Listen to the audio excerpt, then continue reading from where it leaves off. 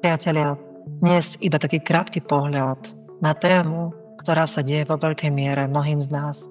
Je to téma zmien, pretože zmeny sa nám dejú nielen na úrovni jednotlivca, ale aj v rodinách, vo vzťahoch, dokonca vo firmách a organizáciách. Veľa sa hovorí o tom, že nemôžeme zmeniť druhého, ale iba seba. A napriek tomu k nám chodia klienti, ktorí prežívajú dva druhy problémov týkajúcich sa zmien. Tí prví vlastne prichádzajú s tým, že na nejakej úrovni veľmi by zmenu chceli, ale niečo im bráni tú zmenu prežiť a vstúpiť do nej. Majú z nej strach, majú obavy, ako to dopadne a preto sa zmena nedeje. Tí druhí zase po zmene veľmi túžia.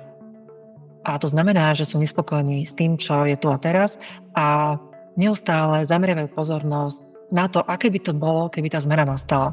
Stále žijú v očakávaniach a vlipnutí na v podstate iluzórnej realite.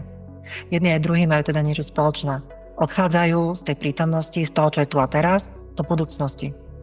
A my v priestore pre zmenu sme prišli na to, že na to, aby sme zdarne preplávali tou zmenou a dosiahli vlastne to, kam nás to volá, je potrebné niečo prijať, niečo pustiť, niečo rozpoznať, niečo si zvedomiť a niečo prežiť na úrovni mysle, emócií a na úrovni pocitového tela.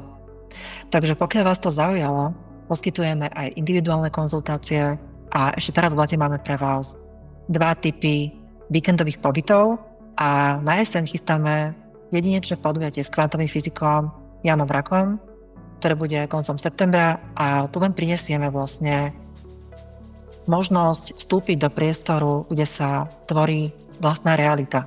A to tým, že meníme naše programy, naše postoje a meníme vlastne vedome spôsob, akým myslíme, cítime a konáme. Takže pokiaľ vás to zaujalo, navštívte našu webovú stránku, tešíme sa na vás.